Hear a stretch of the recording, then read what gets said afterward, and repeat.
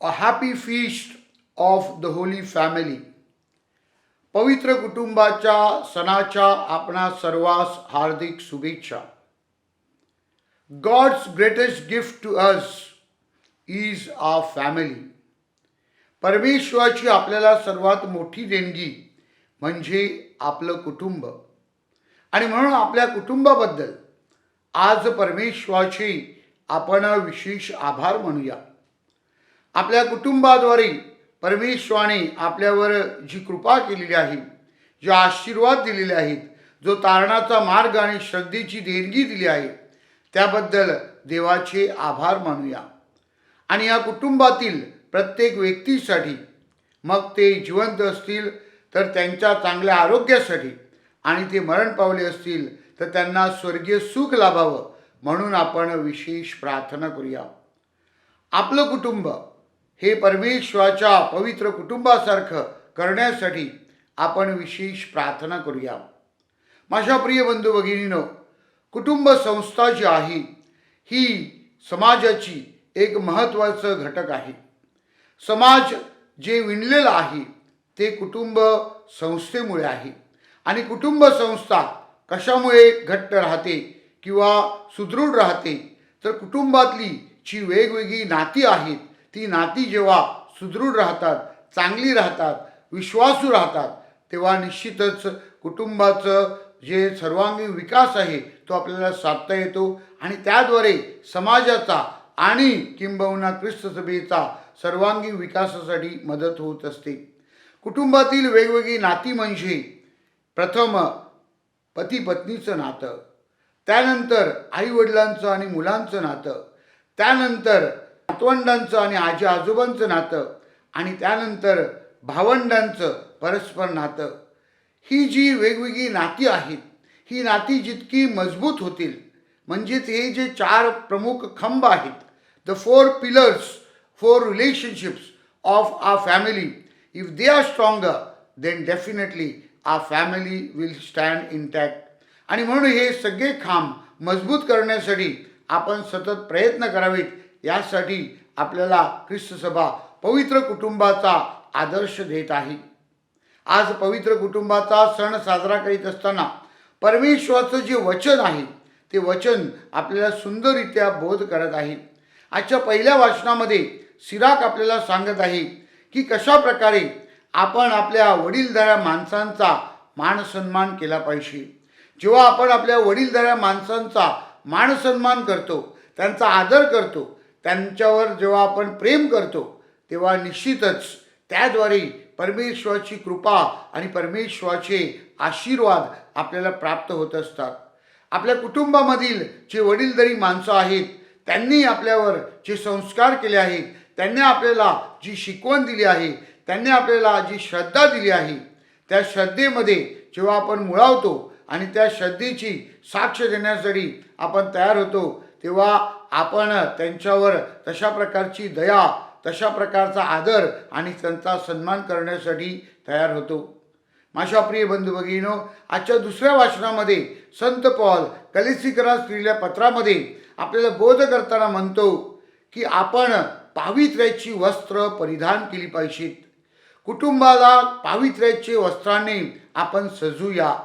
आज दुर्दैवाने आपल्या कुटुंबामध्ये आपण वेगवेगळ्या गोष्टी सजवण्याचा प्रयत्न करतो. आपली घरं जर बघितली तर आपली घरे शानदार कशी होतील, आपली घरी टुमदार कशी होतील, आपली घरे बाहेर देखणी कशी होतील, यासाठी आपण खूप कसा खर्च करतो. मात्र याच घरामध्ये आपलं जे कुटुंब आहे ते कुटुंब हे पावित्र्यामध्ये वाढवण्यासाठी, परमेश्वराच्या मूल्यामध्ये वाढवण्यासाठी, पवित्र वस्त्र परिधान करण्यासाठी आपण काय पावलं उचलतो, त्यासाठी आपण विचार करायचा आहे. माझ्या प्रिय बंधू भगिनींनो, ख्रिस्त सभा आपल्याला शिकवत आहे की आपल्या कुटुंबामध्ये श्रद्धा, आपल्या कुटुंबामध्ये दयाभावना, आपल्या कुटुंबामध्ये सेवाभाव, आपल्या कुटुंबामध्ये क्षमाभाव हा वाढला पाहिजे. ही वस्त्र जेव्हा आपण परिधान करू तेव्हा निश्चितच आपल्या कुटुंबाचं पावित्र्य वाढेल, आपल्या कुटुंबाची शोभा वाढेल, आणि आपलं कुटुंब हे पवित्र कुटुंबाचं जणू काही प्रतिबिंब होण्यासाठी मदत होईल. And therefore we have to wear the garments of holiness garments of love, garments of forgiveness, garments of service. And these garments will help us to make our families resemble the holy family. माझ्या प्रिय बंधू भगिनीनो, आज पवित्र कुटुंबाचा आदर्श आपल्या पुढे ठेवत असताना ख्रिस्त सभा आपल्याला शिकवत आहे की पवित्र कुटुंबामध्ये ज्याप्रमाणे श्रद्धा आणि आशा ही जोपासली गेली, तशाच प्रकारे आपण श्रद्धा आणि आशा जोपासली पाहिजे.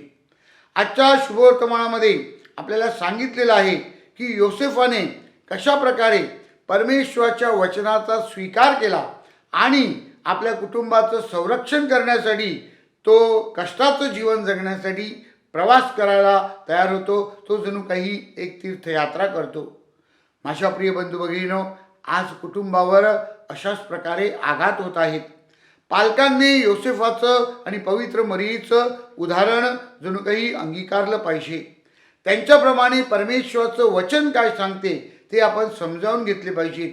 म्हणजेच हे जे आघात होत आहेत, या आघातापासून संरक्षण करण्यासाठी एक ढाल म्हणून परमेश्वराचं वचन आपल्याला संरक्षण देऊ शकते, आपल्याला आपलं तारण करू शकते. आणि म्हणून परमेश्वराचं वचन आपल्याला सतत सांगते की आपण परमेश्वराला आपल्या जीवनामध्ये प्राधान्य दिलं पाहिजे.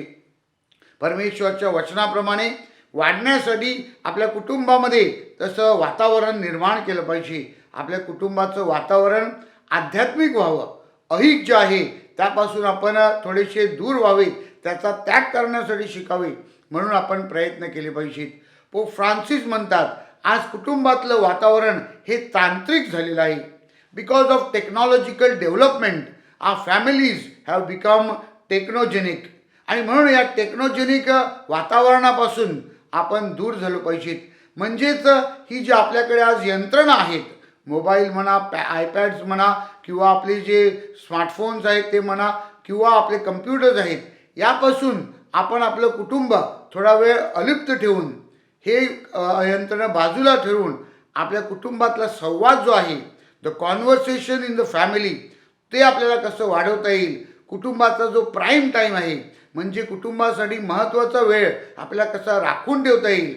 आणि कुटुंबामध्ये जेव्हा आपण चर्चा करू, कुटुंबामध्ये आपण संवाद करू आणि कुटुंबातील लोकांच्या आदरभावनाचा जेव्हा आपण सन्मान करू, तेव्हा निश्चितच आपल्या कुटुंबामध्ये परमेश्वराच्या मूल्यांचा वाढ होण्यासाठी मदत होईल. आणि म्हणून संत योसेफ ज्याप्रमाणे आपल्याला सांगतो की या संकटापासून आपण दूर गेले पाहिजेत, आपण वेगळ्या ठिकाणी गेले पाहिजेत. म्हणजे संत योसेफ आणि मरिया जशी इजिप्तमध्ये गेली, तसेच आपल्या घरामध्ये देखील आपण या वातावरणापासून, या यंत्रणापासून दूर जाऊन एक वेगळं जागा, म्हणजेच संरक्षकाची जागा आपण तयार केली पाहिजे. आणि that spiritual space, that spiritual time, that spiritual atmosphere in the family will definitely help us to make our family grow in the image of the Holy Family. आज पवित्र कुटुंबाचा सण साजरा करीत असताना, परमेश्वराचे आभार मानित असताना आपण जुबली वर्षाची सांगता करीत आहोत. परंतु जुबली वर्षाची सांगता करीत असताना परमेश्वर आपल्यासाठी जणू काही कृपेचा दार पुन्हा एकदा उघडत आहे आणि आशेचे जीवन जगण्यासाठी आपल्याला आमंत्रित करीत आहे. ही आशा जी आहे ती आपल्या कुटुंबामध्ये आपल्याला तेवत ठेवायची आहे. आणि म्हणून आपण परमेश्वराकडे प्रार्थना करूया, गॉड ब्लेस आवर फॅमिलीज. हे परमेश्वरा, आमचे कुटुंब आशीर्वादित कर. लॉर्ड प्रोटेक्ट आवर फॅमिलीज.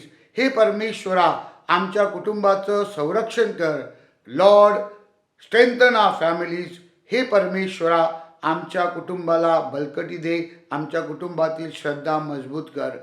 पुन्हा एकदा पवित्र कुटुंबाचा आशीर्वाद आपल्या कुटुंबावर राहावा आणि आपली कुटुंब पवित्र कुटुंबाची प्रेरणा बनावीत, आदर्श बनावीत, म्हणून आपण विशेष प्रार्थना करूया.